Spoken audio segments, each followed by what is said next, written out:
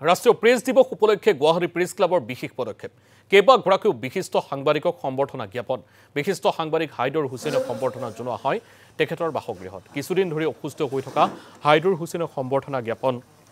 কৰিবলৈ শান্তিপুৰস্থিত বাসগৃহত উপস্থিত হয় গুৱাহাটী প্ৰেছ ক্লাবৰ বিষয়ববীয়া আনহাতে বিশিষ্ট সাংবাদিক সাহিত্যিক অসম সাহিত্য সভাৰ প্ৰাক্তন সভাপতি কনকসেন ডেকাকো সম্বৰ্ধনা জ্ঞাপন কৰা হয় জ্যেষ্ঠজনক সন্মান জনোৱাৰ উদ্দেশ্যে গুৱাহাটী প্ৰেছ ক্লাবৰ এই পদক্ষেপ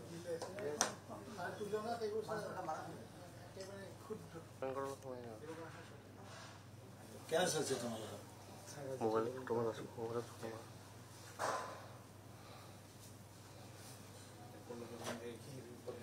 আমাৰ ঠিক আছে না আৰু এইদৰে দুইগৰাকী স্বনামধন্য ব্যক্তিক এনেধৰণে সম্বৰ্ধনা জ্ঞাপন কৰা হয় বিশিষ্ট সাংবাদিক এয়া হাইদুৰ হুছেইন আৰু তেখেতক গুৱাহাটী প্ৰেছ ক্লাবৰ তৰফৰ পৰা আজিৰ দিনটোত ৰাষ্ট্ৰীয় প্ৰেছ দিৱস উপলক্ষে সম্বৰ্ধনা জ্ঞাপন কৰা হয় ইয়াৰ উপৰিও অসম সাহিত্য সভাৰ প্ৰাক্তন সভাপতি তথা বিশিষ্ট সাংবাদিক কনকসেন ডেকাকো সম্বৰ্ধনা জ্ঞাপন কৰা হয় ইয়াৰ উপৰিও প্ৰেমধৰ শৰ্মা দেৱকো সম্বৰ্ধনা জ্ঞাপন কৰা হয় মুঠৰ ওপৰত গুৱাহাটী প্ৰেছ ক্লাবৰ উদ্যোগত আজিৰ দিনটোত এনেধৰণে কাৰ্যসূচী ৰূপায়ণ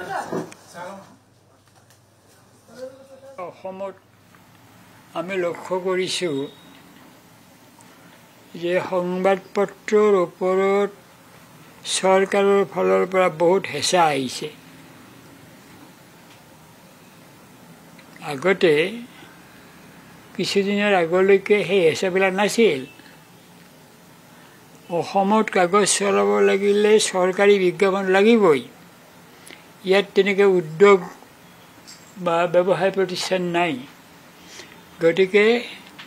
সমবিতৰণ হ'ব লাগে ইয়াতে সকলোৱে কাৰণ সংবাদ পত্ৰ এখন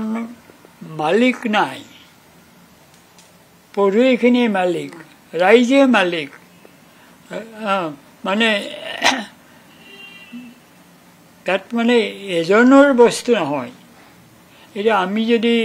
এখন বাতৰি কাকতৰ যদি তেওঁলোকে প্ৰাপ্য বিজ্ঞাপনখিনি ৰেগুলাৰ পাই থাকে তেতিয়াহ'লে তেওঁলোকৰ সাংবাদিকখিনিয়ে কৰ্মচাৰীখিনিয়ে সময়মতে দৰমহা পাব যদি